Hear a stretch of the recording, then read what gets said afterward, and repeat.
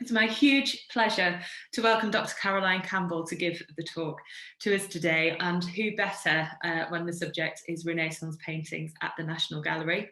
Caroline Campbell is the Director of Collections and Research at the National Gallery in London. She was born and educated in Northern Ireland and was appointed Curator of Italian Paintings before 1500 at the National Gallery in 2012.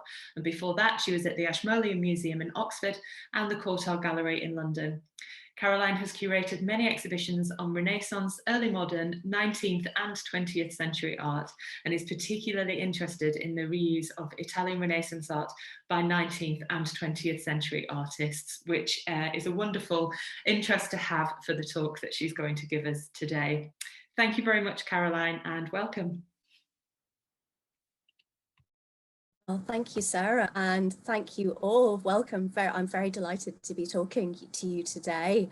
I am going to be talking about Renaissance painting and not so much about its reuse in the 19th and 20th century, because although it's a subject I'm very, very interested in, it's a subject that most of you on this call know far more about than I do.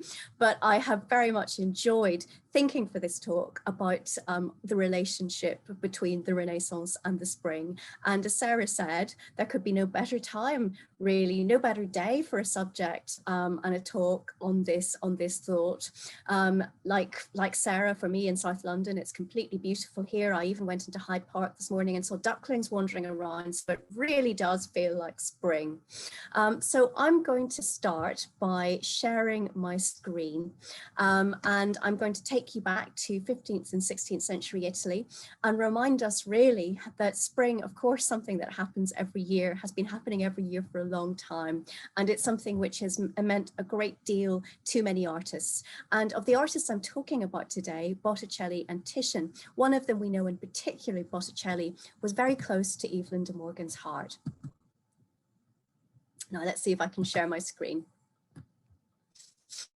So I make no apologies for my ridiculous title, Springtime in the Renaissance, but I do think that the spring is a subject which was of enormous fascination for Renaissance artists. And the two artists I want to look at today, Botticelli and Titian, I want to look at from the point of view of the profane spring and also the sacred spring. Because although we separate the profane and the sacred, or the religious and the mythological very much in our thinking today, this was not how people thought in Renaissance Italy. And it also doesn't seem to have been how a lot of people thought in 19th century and early 20th century England, though I'll leave that to you for discussion afterwards.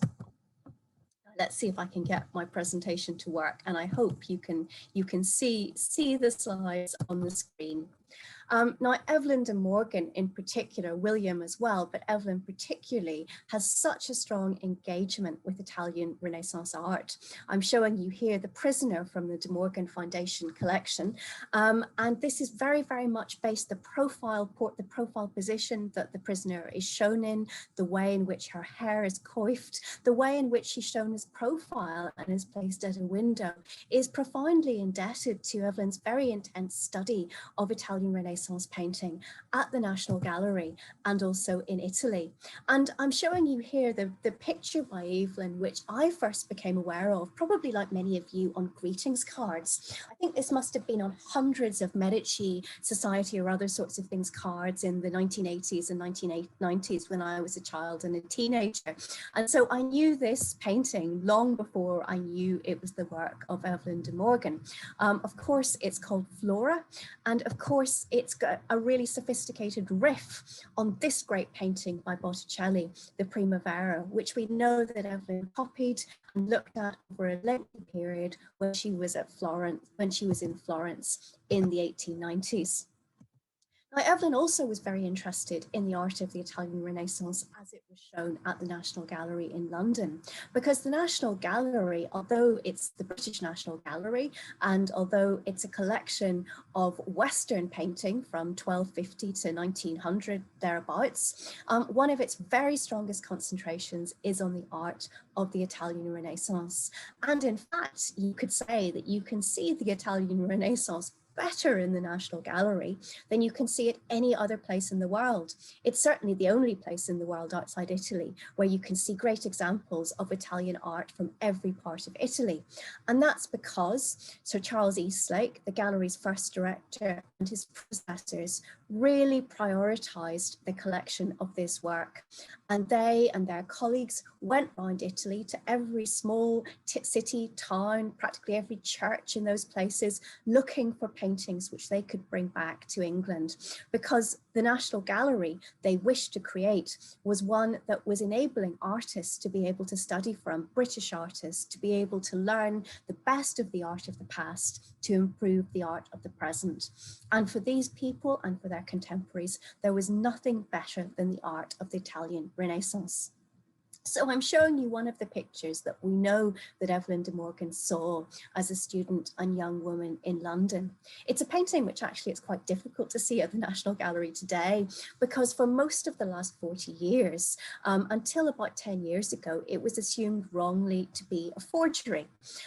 It's a Florentine painting of around 1500, as you can see on the label, but it was a painting that in the time of Evelyn and William De Morgan was thought to be a great painting by Botticelli. In fact, when it was purchased by the National Gallery in the early 1870s, it was purchased for far more money than a painting that was bought at exactly the same time. And that's Botticelli's Venus and Mars, which I want to come back to in a few minutes. But the allegory was a painting that we know Evelyn really loved. And if you remember the prisoner that I showed at the beginning of the talk, and I'll go back to it just now, I think you'll be able to see that the profile portrait here and the way in which the profile is very, very carefully delineated and outlined owes a great deal to a work like this, and the way in which it's painted and the way in which it's constructed. Another work that we know Evelyn responded to in the National Gallery's collection is this very, very beautiful Tondo that was the first work by Botticelli to enter the collection. Today we label it as being by Botticelli's workshop, but it's an incredibly high quality work, very, very close to some great works by Botticelli like the Madonna of the Magnificat, though I think there are some lacks of finesse in the completion, which mean for me it's probably not Botticelli, but it certainly replicates his manner better than almost anything else. So we know that Botticelli's work was a subject of great fascination to her throughout her career. And so it seemed very sensible to start my discussion on springtime and Renaissance by talking about what is probably the greatest work by Botticelli, not just in the National Gallery's collection, but the greatest outside Florence, and that is Venus and Mars. Venus and Mars is a picture with which I'm sure many of you are intimately familiar. It's hung on the National Gallery's walls entirely since it was purchased by the gallery in the 1870s, except for the period when, like all of the gallery's paintings during the Second World War, it went to the quarry in northern Wales. Only one picture a month was brought back to the collection from the middle of the Second World War, and Venus and Mars was not one of those. But apart from that period, I think it's always consistently been on the gallery's walls, and it's been a subject of deep love to many of our visitors. In fact, those of you who are National Gallery members will have received an email in the last couple of days telling you what the public's 20 favorite National Gallery pictures are during lockdown, and hardly surprisingly, this work was on it. It's a very, very witty work. It's a very, very funny work. And it's also something that, because of its subject of love, is very closely about spring. So what are we seeing in this painting? We're seeing the moment, supposedly, when Venus, the god of love, is sitting alone in a landscape with her lover, the god of war, Mars. Venus, of course, you'll remember, was made to marry Vulcan, who, despite his incredible technical skill and finesse in making objects and artifacts, was unbelievably ugly. And it's not surprising that she fell in love with possibly the most beautiful of the gods after Apollo, the figure of Mars. The other thing you might know about the story of Venus and Mars is that they were supposedly caught in the act together with a wonderful fine mesh net that Vulcan created to catch the pair in the act, as it were. And Botticelli, whether pruriently or whether intentionally, and I think it's the latter, doesn't show the net in here. Instead, he shows the couple as a legitimate couple, and that's very important for the context, which we'll go on to talk about shortly. So we see Venus and Mars reclining in this strange landscape. There's a wood behind them, and they're also, although I've said they're alone, they're not completely by themselves. There are no other humans or gods with them, but there are three other strange creatures in the background. And these are three little satyrs who are playing with Mars's armor and trying to wake him up. Now, one of the funniest things about this picture I always find is the total difference between the appearance and also the expressions of Venus and Mars. Venus is an incredibly queenly looking figure. She's got beautiful blonde hair. She's in a profile like that one we saw Evelyn de Morgan's Prisoner in, and showing someone in profile was, in 15th century Italy, a sign of enormous respect, and also showed that the person you were looking at was somebody of authority, which of course, indeed, as a goddess, she is. It also suggests that there's a certain amount of distinction of difference between you, the viewer of the painting, and the figure represented in this sort. But what I also find amazing about the depiction of Venus here is that she's very, very blonde. And those of you, many of you who will have been to Florence will know that there aren't many blonde native Florentines. And as a result, the Florentines in the 15th century, as indeed today, and I hope this is not too much of a generalization, are obsessed by blondness. It is their absolute ideal of beauty because it's so unusual there. And going there in my early 20s as a not particularly blonde Northern European, I do remember the extraordinary impact that it had on people. Certainly it had no impact here, but in Italy it made a great distinction. So she's blonde, she's in profile, she's very, very beautiful, and she's also strikingly demure. This is not a Venus that you could imagine ever taking her clothes off. And in fact, it's actually impossible for her to do so. You may be able to see that the braids that are partly in her hair are also part of her dress. So nobody can take this Venus's clothing off without her actually allowing that to happen. And I think that element of consent is really important. This is one of the most curious of the creatures who is in the picture. This is the little satyr who has climbed through Mars' armor, sticking his head out at the end. You can imagine, because he's underneath Mars, that he's had to climb under Mars' body, and Mars is so comatose that he hasn't woken up. There's something extraordinary, strange about the expression on his face. It's very humorous, but it's also a rather leering expression too. Mars, I think, has the most interesting expression of anybody in this picture, and it's one that we're meant to laugh at.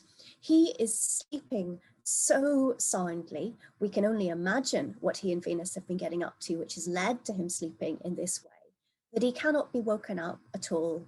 And he can't be woken up by the combined efforts of the wasps who are buzzing around on one side of his head, and the satyr who is blowing an enormous conch shell into his other ear.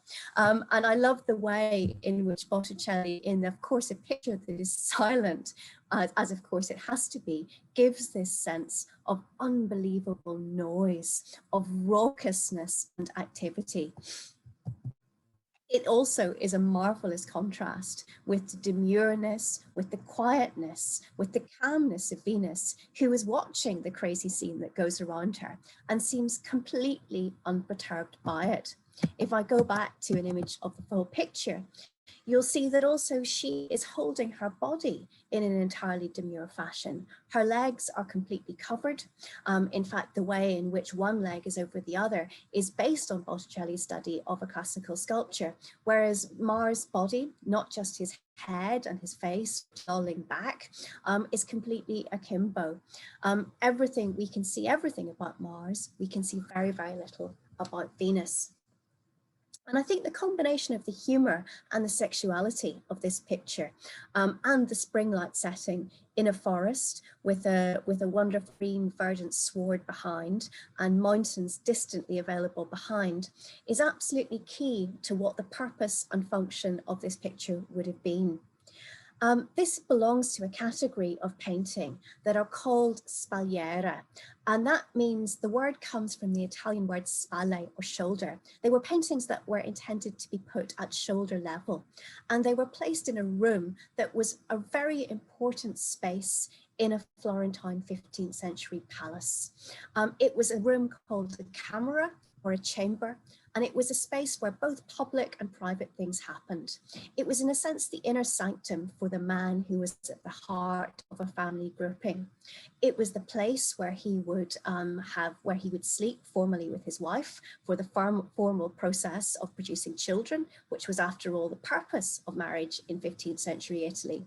But it was also a place where he might entertain his most privileged guests. So pictures that had to hang in this room had to have more than one purpose, but their primary two purposes were to help in the procreation of children, and they were to provide things that were funny, witty, musy, and intellectually stimulating for the man who commissioned them and for his guests to look at.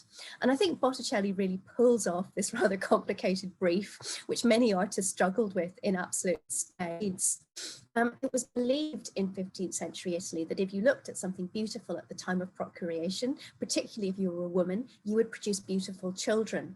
And it was also believed at that time that a beautiful body was an expression of a beautiful mind. So this was not just academic. This was seen as fundamental to producing the next brilliant generation of your family.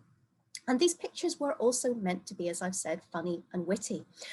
They're meant to show, they could show, as this picture does, the world turned upside down. No Florentine patrician man would expect to behave, or indeed even be shown in the way in which Mars is here, out of control, in fact so out of control that he can't be woken up by raucous noise or indeed a strange creature crawling through his armour. Instead, these people were meant to be very serious, very upright in their public appearance. But they were also supposed to be highly intelligent and erudite, and they loved poetry. And Botticelli pulls off this amazing feat of having a painting which is both inspired by the deepest and most significant and intellectually rigorous of classical literature known at the time. It riffs on all these ancient sources which would have been known to the patron, but it also refers to some of the most beautiful vernacular poetry of the 15th century, the poetry that Lorenzo de Medici and others composed, often looking at paintings like this in 15th century Florence. And I'm thinking particularly of a poem by Lorenzo about the spring, which talks about the power of love and how it's here today and gone tomorrow, but you've got to act in this wonderful period of madness, of new life and freshness at the beginning of the year. So who was this painting for? It was long thought that it might be for Lorenzo de Medici himself, because we know that Botticelli worked extensively for him. But the clue, I think, is given by the wasps that I referred to earlier, and I'm just going to go forward to those again. Vespe means wasp in Italian, and the Vespucci family were one of Botticelli's most significant patrons. The family lived near to where Botticelli lived, in the area of Florence, near the Church of Ognissanti, the church indeed in which Botticelli himself is buried. And it's been suggested very plausibly that this painting was commissioned for a member of the Vespucci. The most famous member, of course, is Americo, whose name was given to the two American continents. But sadly, I don't think we can stretch as far and say that this is anything to do with him. But I think a Vespucci provenance does seem a really likely one for this picture, given the joke involved with the wasps. But we certainly feel confident that it was made for a Florentine patrician and somebody who was closely connected to Lorenzo de Medici's circle. So in this really great painting, you are not only seeing something which is very funny and still talks to us today, but is something which is still very much a connection with Renaissance and Medici in Florence. It's an absolutely wonderful work. I enjoy looking at it enormously in the National Gallery. And although there are so many aspects of it I love, I think that my favorite is the face, is Venus, and how totally impervious she seems to the chaos that's going all around her. Something I think we can all probably really relate to at the moment. The second painting of spring I wanted to talk to is another tremendously chaotic one. It's not a painting, I think, that either Evelyn or William De Morgan particularly loved, but I do. And so I'm taking the speaker's opportunity to be able to talk about it. I'm sure it's a painting that many of you also are deeply fond of.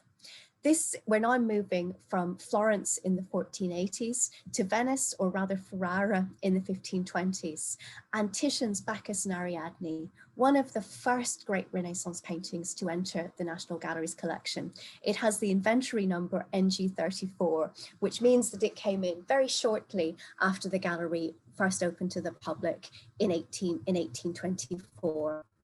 And it's a painting that, like Venus and Mars, has been beloved by our visitors almost for all of the time that it's been in the gallery's possession. Titian, for me, is probably the most wonderful and the most immediate of Renaissance painters, because unlike Botticelli, who tells his story through gesture and through amusing detail, Titian tells it very viscerally through paint, and he uses that to convey emotion. Nowhere, I think, more strongly than in the figure of Bacchus, who is launching himself off his chariot to fall at poor Ariadne. Now, Titian was an artist who had a very, very long and distinguished career. He was born, we think, around the year 1490, but one of the wonderful things about Titian was that in his later years, when he was incredibly successful and he was desperate to get a pension out of his patron at that time, his most important patron, Philip II of Spain, he exaggerated his age wildly. So we actually really have no sense of when exactly he was born, but we think it was probably around the year 1490, and we know that he was born in Cadore in the Dolomite Mountains, about 60 kilometers north of Venice. And I think it's for that reason that we often see these wonderful blue remembered hills of springtime in the back of his paintings, whatever he's depicting, as we do indeed in Bacchus and Ariadne. Bacchus and Ariadne tells one of the most tragic and wonderful regenerative stories of Greek or Roman mythology. And that's the story of Ariadne, poor Ariadne, who had given everything to help Theseus out of the Minotaur's labyrinth and to escape back to his family and to his father in Athens. Ariadne, for having abandoned her family, for having really, engaged in traitorous activities about them because of her love for Theseus, while her reward, like so many of these poor classical heroines, is not a good one. She is abandoned by her lover. You'll be able to see at the far left-hand corner his white ship disappearing off just after she's woken up on the island of Naxos and realized, or at least thought, that she's by herself. Well, I think you've got to imagine that she was by herself before the moment of Titian's paintings. By the time we see this, all hell essentially, or maybe all sort of carnival rather, has broken loose in the painting. Ariadne, who we know from the tales of Ovid and from other poets, was wandering along the beach in tears at what had happened, looking at the ship in the far distance. Suddenly espies the figure of Bacchus, the god of wine, a god related to so many things with enjoyment, catching sight of her and being so excited that he jumps out of his chariot to greet her. What I always think about Titian's painting, and in fact about Titian's work in general, is that he shows you something, a moment frozen in time, and often something quite terrible is going to happen next. I can't imagine how Bacchus is going to land on the floor, but even though he's a god, I suspect it's not going to be absolutely brilliantly, and maybe rather strangely. I always think he's going to break his leg when he gets there, but the beauty of Titian's painting is that you don't have to imagine that. You just see the coup de foudre as he falls titanically and immediately in love with the figure of Ariadne. What is also amazing about this moment is that she is not certain what to do. She's still grieving for Theseus. She hasn't decided.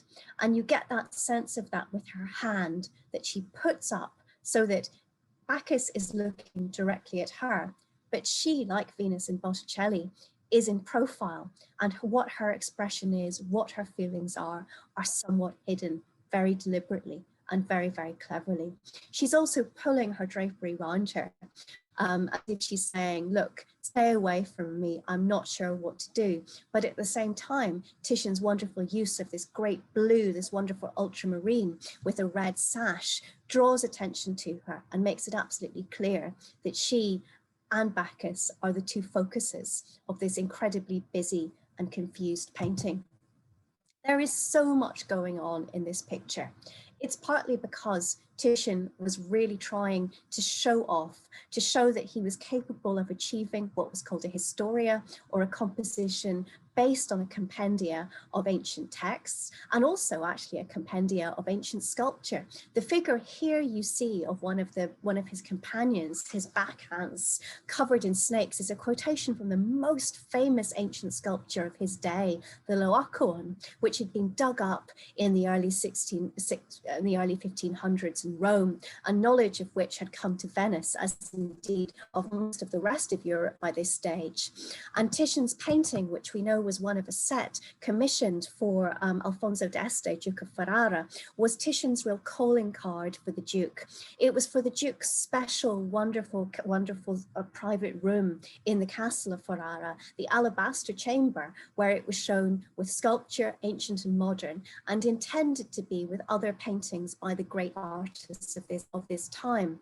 Such was Titian's success with this painting that Alfonso abandoned the idea of having other artists work for it, and it became really a room for great works by Titian himself. And it's a painting where the effect is so intense that it's sort of cinematographic. Figures come out of one painting, the other two paintings in this cycle by Titian are in the Prado in Madrid, and reappear in another, such as figure here of the man walking in. You can just see, if you look at the far right hand of my detail, you can see a man coming into the painting carrying a very heavy cask of wine on his head. Well, in one of the other paintings in the cycle, he's walking out of it into this space. So you have something which is filmatic, 500 years before film was invented. Titian's paintings are always full of life, movement and narrative, but none perhaps more so than this, in which also the sense of spring is given by the incredible vibrancy and growth that is going on in the trees. You see here the trees of all sorts in their newest spring leaf, but entwined among them, of course, are the vines of Bacchus, because the story was that wherever Bacchus went and followed him, so that new life was continually being produced as he trod with his leopards and his merry crew across the world. The painting is full of oddities, and I think one of the things that Titian is really pointing out with it is that the only character who's actually behaving in a normal human fashion with shock at what's going on is actually not a human, but a dog. It's Ariadne's lapdog, who here in my detail is barking furiously and ferociously despite his tiny size at the strange creatures he sees in the picture. Particularly here, this little satyr, who might look very charming, but is actually dragging the head of a donkey behind him. The more you look at this painting, you see more strange, unsettling details, and you imagine the shock that Ariadne and her dog felt at suddenly coming across this strange crew as they were walking in grief and abandonment on the shores of Naxos. A painting also of which Titian was inordinately proud, and I can see absolutely why, and I hope you agree with me, and he signs his name very, very prominently on this gold vase, which seems to have been left by chance on this yellow fabric at the left-hand corner of the picture. I'll just go back to it there so you can see it, and then the detail. But everything in this picture is very, very carefully planned. And of course, what's most planned about it is the fact the meeting between Bacchus and Ariadne in this spring light setting. You see their lives, their future lives, really going flowing before them in this moment. And what Titian does very splendidly in this picture of a springtime romance is refer to what's going to happen next, because Bacchus, when he leaps from his chariot, he says to Ariadne, "I'll give you anything." And ultimately he offers to turn her into stars. And those are the stars that you see, the constellation at the top left hand of the painting. It's such a beautiful, compelling and wonderful work. But I want to move on to look at my last evocation of spring, which is going to be a work by Titian, but is not going to be something from classical mythology, but something Christian. And that's Titian's Noli Me Tangere, or Touch Me Not, one of the most moving depictions of a subject, which we know meant quite a lot to Evelyn and William De Morgan, and a subject that Evelyn herself on several occasions, as Sarah Hardy has told me, tried to depict and to paint, using in her inspiration works from the National Gallery's collection, although sadly not, as far as I can discover, Titian's Noli Me Tangere itself. But I wanted to show this painting because Titian is, of course, one of the greatest artists who painted landscape. And in fact, he really elevates landscape into an art form almost of itself. And with Titian, I think this is very much imbued with the fact that he grew up in this wonderful mountainous area, Cadore, in the Dolomites north of Venice. Of course, he spent all of his career in Venice in the watery lagoon, but the backgrounds in his paintings, which are often seen at the time of spring or early summer, generally have, as I said, these blue remembered hills of his childhood and his native landscape in the background. And what Titian also often does is that he uses landscape or elements of it as things which help him tell his story. There's a very good example of it in this painting. If you look at the relationship, which to me seems very striking and very meant between the figures of Mary Magdalene and Christ, and the bush and the tree, which are just above both of them. The figures mirror what's going on in the landscape. And I think Titian's point here is to show that this subject is something which is completely normative and natural. And this is really a strain which is much developed in painting of Christian subjects in 15th and 16th century Italy. Because of course we know that the stories of Christ, the stories of his life and death and resurrection happened in Palestine. They didn't happen in Italy. And a constant strain among painters and theologians of this period was, how do you make these subjects seem real to people? How do you make them come alive? And Titian's way of doing that is by putting the scenes in places and locations which would have seemed very familiar, very recognizable to his viewers. The story we show that's depicted here is, of course, one of the great stories of springtime. And that's the moment where Mary Magdalene on Easter Day discovers that Christ, whose body she thinks is safely in the tomb in which she and the other woman have placed it, has gone. The Gospel tells wonderfully palpably how she rushes from the tomb into the garden, shouting, "Where have they taken my Lord?" And the first person she comes across is somebody who she thinks is a gardener. And she goes up to this gardener, but the gardener instinctively recoils from her.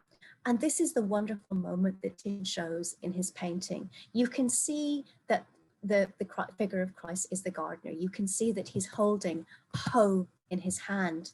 But you also get in this moment the sense of her amazement as she realizes that this is not the gardener, but this is the person she's really after, and that he's actually not quite the person he was before, that he's changed into something richer, more wonderful. Indeed, he has come back to life again. And Titian enhances the message of this through his wonderful evocation of spring. From the trees and from the bush I've mentioned, to the sheep who are grazing in the landscape, to the shepherd who's coming down from the somewhat dilapidated farm in the top right-hand corner, to this wonderful tree itself that I referred to, the wonderful, peaceful, beautiful, kind face of Christ, but I think most remarkably of all, in the face and the expression of Mary Magdalene herself. We see her horror and delight simultaneously at realizing that she's not just seeing the gardener, but the figure of Christ herself, Christ himself, and also her moment of surprise at this, but even more of realizing, because he won't let her touch her, that he's become something divine, even better than the person she put in the tomb 3 days before. And I really want to just end on that remarkable and very beautiful detail, and to think about a bit about how much more this painting about touch in a time when life is changing means much more to us now than perhaps it would have done even a year ago. A year ago today or yesterday, we were just embarking on this period of lockdown. It's been enormously difficult, complicated, tragic for all of us. But I think we never thought at this moment that this sense of touch, which Titian evoked so beautifully in a painting made over 500 years ago, would become so meaningful for us as it's receded from our lives. And indeed, it's the thing that we're all looking forward to much more ever again in this spring, which now is even more a time of rejuvenation, of renewal, and of hope for the future. And one of the things that's given me a great deal of hope over this last year, before I end, is in fact the way in which art is able to touch and to change and to improve all our lives. It's been very difficult for us to get into the galleries and collections that we love so much, but we've been able, through talks like this wonderful series that Sarah has been running, to enable us to have art bring that human touch back into our lives again. So I hope you've enjoyed my talk today. I've certainly really enjoyed speaking to you.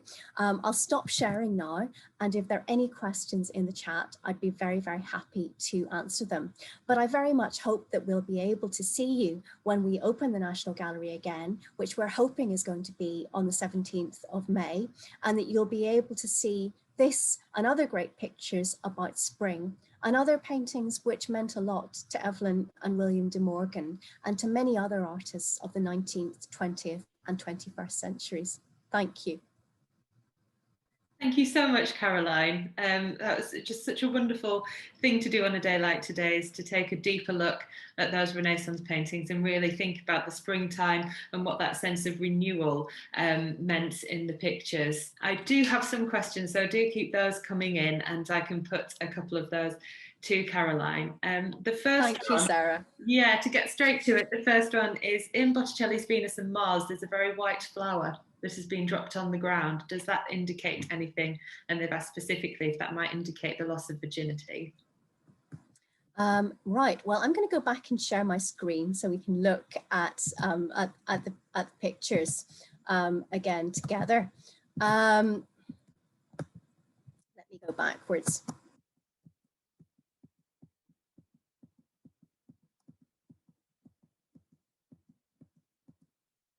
No, I am slightly at a loss to see the flower in the painting.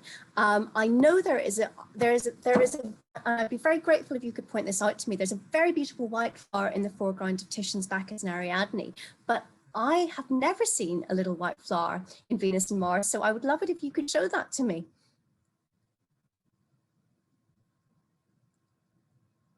It's always fantastic to have new details brought to your attention. I thought I knew this picture really well, but it's wonderful that somebody else knows it better. I'll wait and see if we get a reply to that one, Caroline. Other than that, there's just lots of lovely thanks coming in, people listening to us from Cardiff and from somewhere in the USA at a quick glance. So that's, you know, sort of the joys of these talks that we never thought, is that we were able to share so much more widely than we would do in person. And people very much looking forward to the gallery reopening as well, which I know I am. Any more questions for Caroline from anybody?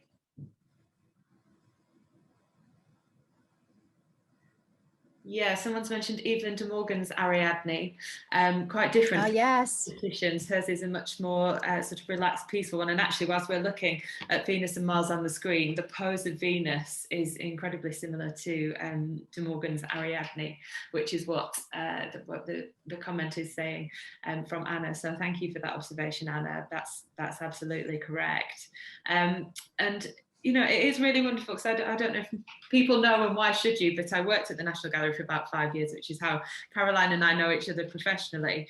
So it's been really lovely for me to revisit some old friends today. And with so much De Morgan in my mind at the moment, I actually thought that I'd just share with you this painting, The Gilded Cage by Evelyn Morgan, because actually it really struck me that the pose of the female figure here is incredibly similar to the pose that Ariadne stands in the Titian painting, and then we have another sort of bacchanalian revel going on outside of the window, but rather than being horrified by it, she rather seems that she'd much rather escape her present situation of this quite unhappy marriage and be out there with them. So quite a different take on the same imagery that's been used by De Morgan in this painting, and I'm certain she would have known of the Titian Ariadne. So that is just something that I'd never thought about before, but particularly, you know, sort of the outstretched arm sort of really made me think of that one. So that's just another thought for everyone. That's a lovely observation, Sarah. Thank you so much for sharing that. Not at all. Okay, some more questions coming into the chat box. Thank you. So I have one here in Caroline. What is the significance of spring in sacred paintings? Is it the link to the resurrection? It's linked to the resurrection, absolutely. And, you know, I mean, all religions, I mean, they all build on each other in many ways. So, I mean, the idea of rebirth is so clearly associated with spring. So yes, that's what it is. Thank you. And do you think the Victorians might have looked at Renaissance paintings regarding the meaning of flowers? Gosh, yes, I'm sure they did. I mean, Sarah will be able to answer this better than me on the Victorians, but I think they definitely did. I mean, if you look at Botticelli's Primavera, which was copied by Evelyn and copied by so many artists and art lovers in the late 19th and early 20th century, I mean, often that detail which gets copied most is the flowers. I think they were really fascinated by it, but Sarah, you can say more about that than me, probably. Yeah, certainly in the arrangement of them. So I think maybe more aesthetically than in terms of meaning, although the meanings of flowers are pretty stationary. You know, they never really flex a lot. If a flower means love, sort of the rose, that's tended to be used for, gosh, millennia now to indicate love. So in that sense, I think, you know, the symbolism of flowers themselves wasn't necessarily lifted from Renaissance painting, but has always been generally associated with certain things that artists use to accentuate themes in the paintings they're doing. But as Caroline says, certainly in the botanical study was really, people were really interested in that in the Renaissance period, as well as sort of the wonderful paintings that we've looked at as well. And actually that kind of very scientific study of botany was just beginning, and the arrangement of flowers, if you look at pictures, you know, when you can go back to the National Gallery and see the way that they appear very flattened and very delicately rendered. That's certainly something that the Pre-Raphaelite Brotherhood in particular sort of cottoned onto and would use that same imagery to do their very plush looking lawns. So in Flora particularly, that Caroline showed us, you can see these sort of very, very scientifically correct flowers at the bottom of the picture, and that is a link, I think, pictorially to the Renaissance. Yeah. An interesting question, Caroline, that I certainly haven't thought of before is, do we know anything about Titian's models? Do we? The questioner might be thinking of that terrible poem, which I remember my father telling me years ago that he had learnt at school about Titian's models, which I'm not going to bore you with the terrible limerick, but I think it was floating around a lot in the 1940s and 1950s. We don't, sadly. I mean, you know, Titian's models is a great subject. His depictions of ideal beauties, Venuses, Ariadne, they often look very similar. And people have, you know, tried to work out who his models were, but I'm afraid there has been no success in that. There's a tradition from at least Titian's lifetime that he was supposed to be particularly susceptible to beautiful women, and indeed his friend Aretino teases him quite at length about that. The Tuscan poet who lived for a lot of the same time as Titian in Venice. Interestingly, last year, when we were able to bring together Titian's wonderful poesia, or poems in paint, for Philip II at the National Gallery, in that glorious exhibition which closed only in December when we had to shut, one of the models, the Black African woman who appears in Diana and Actaeon, she is so specific that that people are convinced that she's an actual person. And there has been quite a lot of work done by early modern historians on the Black African community in Venice, and people have been really trying to connect this woman with a name. Nothing as of yet, but I think that research is still ongoing. Gosh, that'd be fascinating, wouldn't it? If that could be it would. to a specific person, absolutely. Yeah, yeah. So the white flower is in the Titian rather than the Botticelli painting. So just a bit of confusion there, but the same question still applies, Caroline, as to the representation. Well, the white flower there is really symbolic. It's a caper flower, actually, and yeah, which it's very beautiful, and it's again relating to the idea of fertility, and that's why it's placed so strongly at the front of the picture. We know that these pictures in the Camerino of Albaster were reasonably low. They would have been, so the caper flower would have been at least at the head of somebody looking at it, but it's there very clearly to refer to the potency of what's going to happen between Bacchus and Ariadne, I think. Yeah, absolutely. As so much of those paintings are so filled with symbolism that's supposed to direct you again back to the story, to really make those meanings clear. Just having a quick scan through to see what I've missed and if there's anything else to put forward. Lots of lovely thank yous, which I will reiterate. Yeah. I wonder if you could, so a final question is, I wonder whether you could sort of comment more on how you interpret Venus's expression. One of our viewers has said whether that's disappointment or confusion that he's fallen asleep as she's looking just a little bit off from Mars. Is she unsatisfied? I think what's so wonderful about Botticelli's painting is that you can really interpret it in all these different ways. It depends on how you're feeling and what you're looking at it with. She's marvelously impassive. I mean, personally, I think she's a bit fed up, and it's not really very exciting. And she's just thinks she's about to have she's had this wonderful time with Mars, and then he goes to sleep. But that's a very 20th century perspective on it. I don't know what a Renaissance woman would have thought. Absolutely. So unless, one more, go on then, one final one, is the male gaze at this time is usually directed at the woman, and it's interesting that's denied with Mars in this painting, and whether you had any thoughts on that. Yeah, I agree with you. I think it is really interesting that's the case, that he's you know, his eyes are half closed.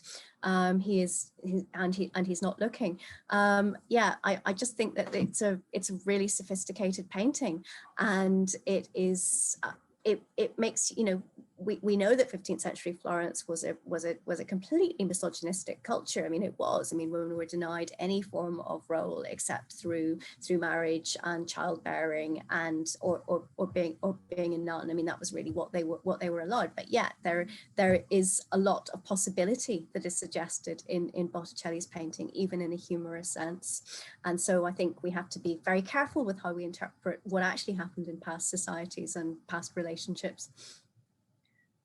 But equally, I think you can look at it and it's so wonderful that his capturing of the gestures is such that we've just had this enormous consideration of them all, and it's wonderful that they're so human that you walk into the gallery and you see that painting and you instantly have some understanding of what's going on, you know, regardless of who these figures are, which I think is such a wonderful thing that makes them so brilliantly relevant today. I agree, Sarah. No, it's a totally, in some ways, it's a very timeless painting. It's one that we, you know, we all look at and we think we don't need to know the story at all to understand or to think about what's going on. And that's what a great painter is really able to do. Images are so much more powerful than words. Absolutely. Well, thank you so much, Caroline, for your wonderfully considered talk today. It's been really wonderful to really take a deep dive into those pictures that we know so well from our visits to the National Gallery, and lots of people saying what I have to say, which is we just can't wait to come back and see you and all these wonderful paintings again. And we really look forward to doing that. So huge thanks again to you for putting that talk together. And thanks again to everybody else for coming along. Thank you. Well, thank you very much for being with me today, and I really enjoyed talking to you. Thank you so much, and see you back at the gallery in less than 2 months' time. Very exciting. Yeah. Thank you, everybody. Goodbye. Good afternoon. Bye.